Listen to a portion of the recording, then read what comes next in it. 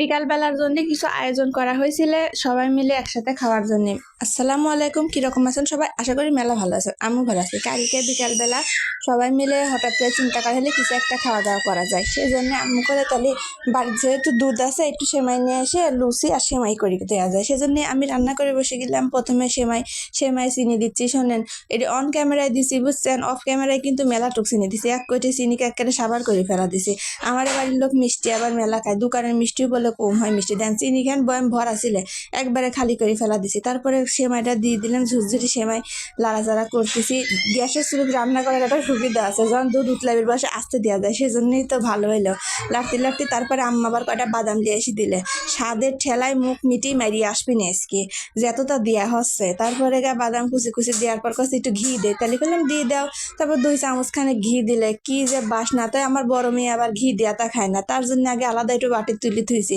সে আবার কোন গ্রহের মানুষ, সে আবার ঘি খায় না, ঘির বাসনা শুকলেই তার মাথা নষ্ট হয়ে যায়। লাড়তে চাড়তে হয়ে গেছে, থুয়ে দিয়ে সাইরে লুচি আম্মা বলবে লাগলো, আমি টক বগানের তেলের মধ্যে দিয়ে ভাজবে লাগলাম। ওরে বাবা, ফুলি ফুলি একেবারে তেলে বেগুনে জ্বলে উঠতেছে লুচি, সেই সুন্দর ফুলি ফুলি উঠতেছিল, দেখতেও ভালোই লাগতেছিল। আমার মন কেন খুশি ফুলি উঠতেছিল। ফুলকো লুচি খাওয়ার স্বাদই আলাদা, তাই না? তার সাথে যদি একটু মিষ্টি সেমাই হয়, একটু ফ্রিজে থুলে পরে বেশি স্বাদ হয়, কিন্তু এখন সময় হাতে নেই, সেজন্য গরম গরমই খাওয়া লাগবে। আর সকল মিলে সন্ধ্যের মাগরিবের নামাজের পর সবাই একসাথে হয় আমার বাপের বাড়ির সকলেই, তখন বসে সারি সকল মিলে একসাথে খাওয়ার মজাটাই আলাদা। সকলে যখন একসাথে বসা যায় গল্প গুজবে, একটার জায়গায় 2টি বেশি খাওয়া যায়।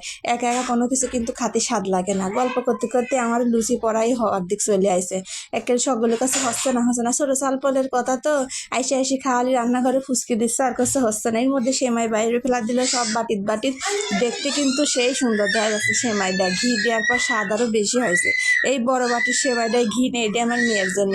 আমার বড় মেয়েটা কইলাম, বেটা খাও তো, তোমার ঘি ছাড়া সেমাই দিয়ে কেমন হয়েছে? খায় কাছে সেই স্বাদ। কইলাম ওই তো ঘি দেওয়াটা খাইলে না, ঘি দেওয়াটা খাইলে তো আরো বেশি স্বাদ লাগতো। বোঝো না, ছোট মানুষ যেটি বুঝবে সেটি ঠিক। আপনারা কমেন্ট বক্সে এসে জানান আমার এই সেমাই আর লুচি কিরকম হয়েছে। আসসালামু আলাইকুম।